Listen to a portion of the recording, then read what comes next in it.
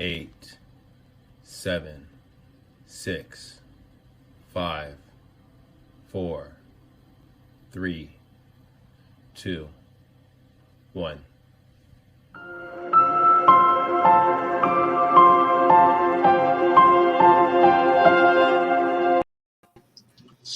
Hi, everyone. I'm Vinnie. Afternoon.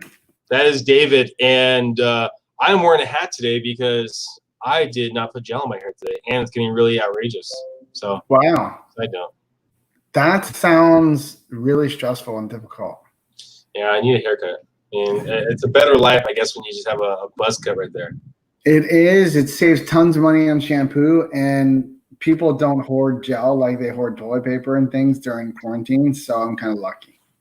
So my heart goes out to you. I'm sorry, man. Thank Sorry, you. It's a tough life. And yes, we are joking. All right, let's dive deeper into how are rates looking.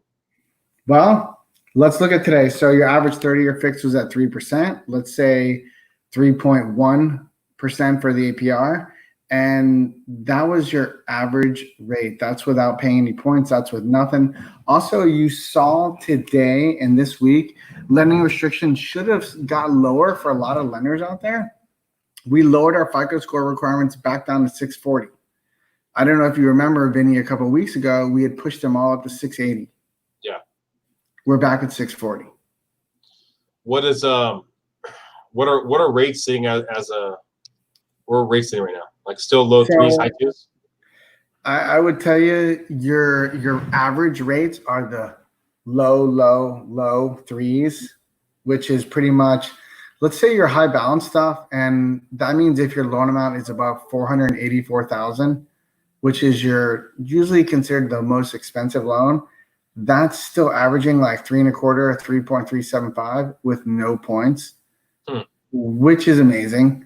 And then all your loan amounts below 484, those are like 3%. And if you pay a little bit, it's 2.875. And I mean like a little bit.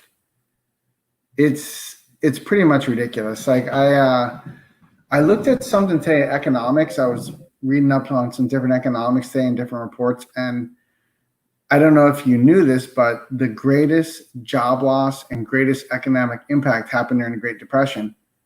And now what's going on with this quarantine, we're not as bad as that, but this is going to go down as the second worst in history. It's worse in 2008 to 2010. To put it in perspective, for those of you out there who think the housing crisis is going to melt down and everything's going to go to hell, that hasn't happened yet, and we already have worse economic numbers than we had back then. Is that based off of who's applied for unemployment, or how's that? It's unemployment numbers, and then it's unemployment numbers and businesses being affected by the quarantine. Yeah, I mean, yeah, that's tough right there. That's So what's your take? I mean, because we've talked about it before. You think that the rates are going to sit where they're kind of sat, like in the low threes for an extended period of time, correct? I think so, yeah. I would. I don't like to be a forecaster here, but I'm going to say that stays 6 months for sure. Which, is kind of means the economy isn't going to be so good, which is kind of a bummer. But at the same time, it gives you a lot of opportunity as a consumer to go, wait a minute, what's the easiest way to save money and tax deductible and helps me instantaneously and skip a mortgage payment? It's your mortgage. So it's a big thing for most people, and hopefully a lot of people out there are taking advantage of it because there really is no better time. I remember way back in the day, maybe like 2003, it was low for a period, but not low like this, not even close. Well, now for people that are looking to buy right now, to give them an idea, I know we talked about at the beginning of the week, we were sitting at about 5,000 properties or so, single family, detached condos. We're about 4,800 right now, active properties. So again, went down a tad bit. Next Monday, because we do this every Monday and Friday, where we give you a little bit of update on the market. We're gonna give a breakdown. I know if you watched last week, you saw that drop in sold properties. So we'll see how that's kind of jumps into effect. Also, before we dive a little more deeper into what's going on in the current market, tomorrow we have our buyer seminar. So if you've been watching Our seminars we've had every Saturday for the most part for the last couple of weeks. We've had investment seminars, buyer seminars, and just kind of bringing out different seminars to kind of give you more insight into the current market, what's going on, but also give you insight for where we think the projected in the future market is going to be. So something to think about if you can join us. With the current market, we've gotten CAR, the Association of or the California Association of Realtors, has passed on more addendums about Corona, being aware when you're going to a property. The same stuff we've been kind of talking about for the last couple of weeks.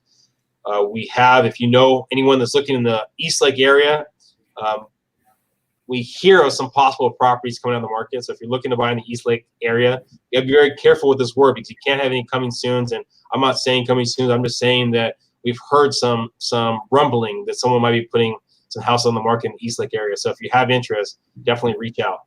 Someone preparing to maybe make a move in the future. Yes. That deals with real estate in East Lake. Yes. That could be a good deal. So that's interesting. That's very cryptic. Well, coming soons are a thing of the past. We're trying to figure out actually how they're going to be stopped. I know a lot of agents are still putting it out there, or they have a coming soon. There are going to be teeth behind people doing that and them getting in trouble. So be aware. I hope they enforce that. They need to enforce that. Yeah, I mean, I think it's by doing that, there's a lot of, I think, legal stuff, a lot of issues that kind of come about where you have the agent trying to maybe hoard that lead. I think the tough part about it, as long as the seller is getting top dollar, which I mean, in some situations like that, the agent's not getting top dollar for their clients. There is like kind of a issue that comes about, and it could be found out during escrow. But as long as everything is on the up and up, I mean, there are ways when you structure an offer to make it more appealing to the seller, time frames, peace of mind, of course, pricing, things that we'll talk about if you have interest. But yeah, there's going to be, I think, more protections in place to make sure that everyone's fully aware of what's going on. I mean, sorry. I think that's better because if one thing that this whole quarantine has brought is it's brought to air a lot of things that could be done more efficiently and better overall for the consumer. And I think you're going to see a lot more of that happening now. And I think you're going to see a lot more things being explained more open because I think a lot of people now are not going to be hesitant to go, hey, this document, can you talk to me right now on Zoom? And people are going to instantly look into going into dialogue to discuss things more in depth, as opposed to the traditional waiting face-to-face and then eventually they forget or it just blows over and they blow through the paperwork really quick and they don't do it. So I think there's going to be some good changes from this. Yeah. I mean, there's going to be more and more protections put out there, making sure who you're working with, making sure that you're getting the correct information with regards to property. I saw it actually just a couple of days ago. I think actually this week, where there's like false information that was put out there.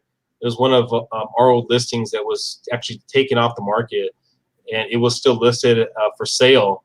I want to say about Zillow, and someone ended up tracking me down and kind of figure out the specifics of it. And I kind of related to them like, well, that property is not for sale anymore. And if you worked with basically a trusted realtor, you would have found that information out and actually have the understanding of why to take off the market. Yet these properties are left on the market to entice people to call and then get swayed to maybe a realtor that might not be the best for you. They're the ones that are the same ones that are posting coming sooner. Yeah. They're not doing coming soon anymore. They're doing coming sooner. A little bit sooner than you want to see a lot of misinformation about real estate? Go to Instagram and look at realtors on Instagram. Oh my gosh. It's a misinformation superhighway.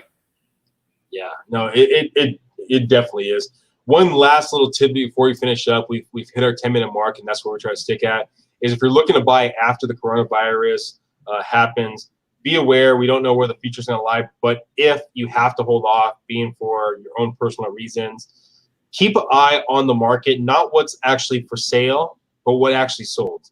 That'll give you a better reference point of where the current market sits.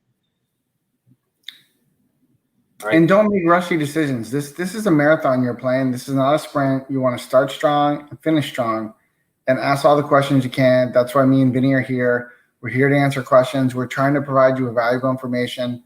And so your feedback's appreciated, your time's appreciated. And that's all we got for you. We wish you a wonderful Friday. See you guys tomorrow on Saturday. Talk to you later. Boom.